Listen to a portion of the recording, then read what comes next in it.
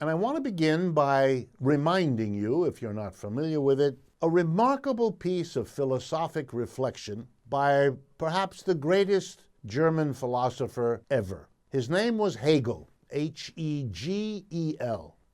But one of the most important pieces he wrote was called The Dialectic of the Master and the Slave. His idea is fundamentally simple, that the mistake has been to imagine that because the master dominates the slave, that the line of dependency is in one direction. The slave depends on the master. The master orders, controls, directs, literally owns the slave. The point Hegel wants to make is that this is only a one-sided perspective. It turns out that it runs the other way too. What I mean is that the master is dependent on the slave, and here's how it works. Precisely because the master can get the slave to do virtually everything he needs, the master becomes dependent on the slave doing everything for him.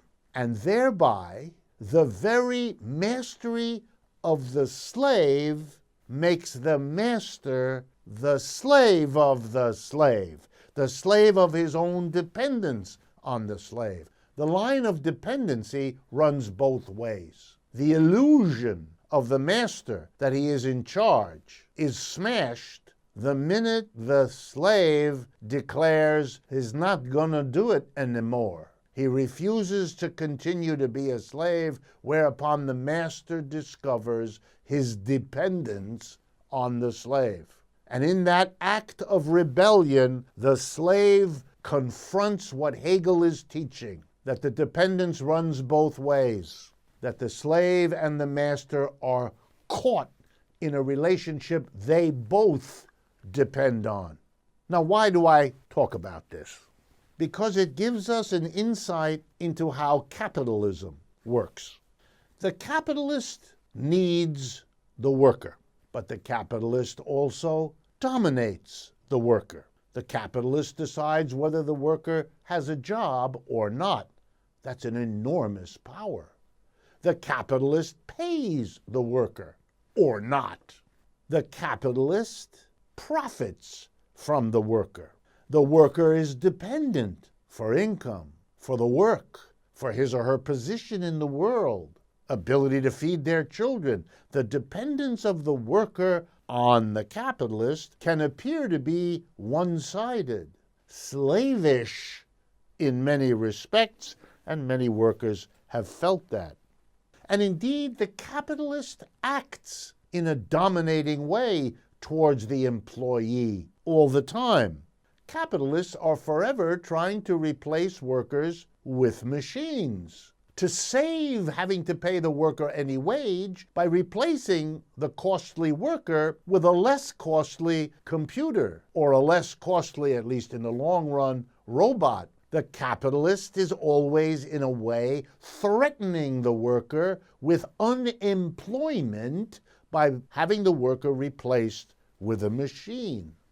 Likewise, the worker is threatened by his or her employer because the employer has the power to relocate production. That is, to move it. To move it where, for example, wages are lower. Threaten your job by moving to China or India or Brazil or Mexico. There's another way that the capitalist can threaten your job. If he chooses not to move the production to another country to catch the low wages there, he can bring the low-wage people here and get away with paying them less money for the work than he would have had to pay a native-born person here. So capitalists are always squeezing, threatening, calculating, conniving to save on labor costs which threaten the worker. The system compels capitalists to do that. They're competing with other capitalists who are doing it, so they have to also. They depend on profits to stay in business, and profits can be enhanced by automating their workers or relocating to lower wages. But here comes now the other side that Hegel alerts us to look for. The more successful the employer is, replacing workers with machines, moving production out of the country, the more the capitalist does that, the more he is forced to confront his dependency as a capitalist on the workers. Because having cut the wages or removed the wages of workers, they lack the ability to buy. To buy what? To buy what the capitalist has to sell if he's going to stay in business. Herein lies what Hegel would call the contradiction, the two-way relationship of dependence.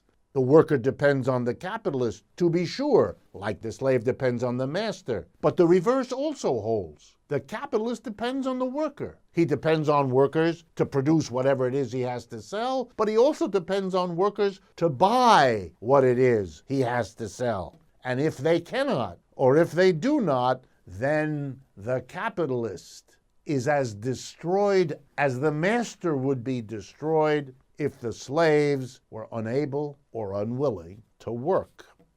And you know, it runs the other way. Workers know, in some sense, even if they can't say it in so many words, that that capitalist depends on them. That in a way, they have the upper hand, even though it seems as though the capitalist does. How do workers have upper hand? How do workers make capitalists depend on them? Well, let's quickly review. First of all, the workers are the majority. The capitalists are the minority, as it was with masters and slaves.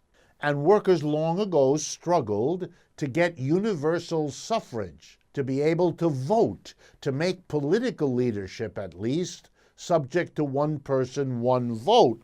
And that gives the masses the power, through the vote, to confront the masters, the employers. And workers use that power, often to choose someone for government that the employers were at best neutral about or very skeptical about.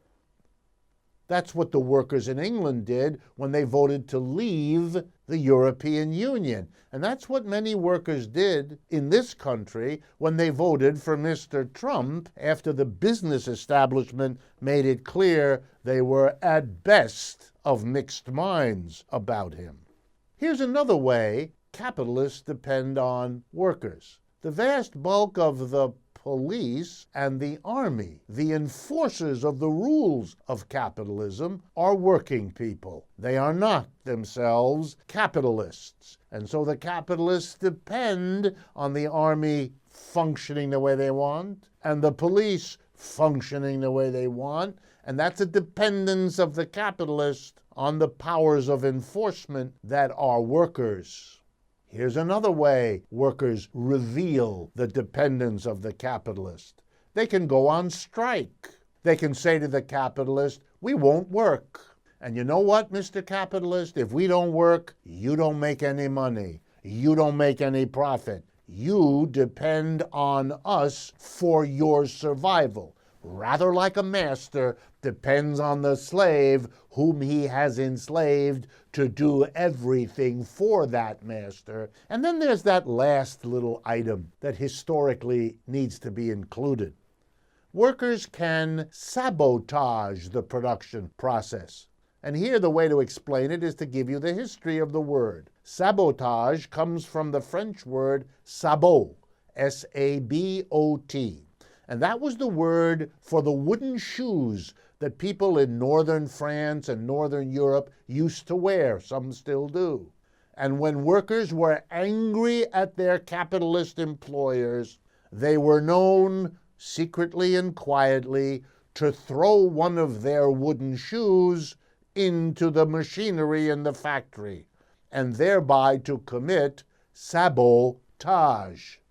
In other words, it's another way to remind the capitalist that he isn't in charge altogether, that he depends on the workers too. Well, what's the message and the lesson of Hegel's teaching? Master and slave, therefore, is not the master in control and the slave altogether dependent. The dependency runs both ways.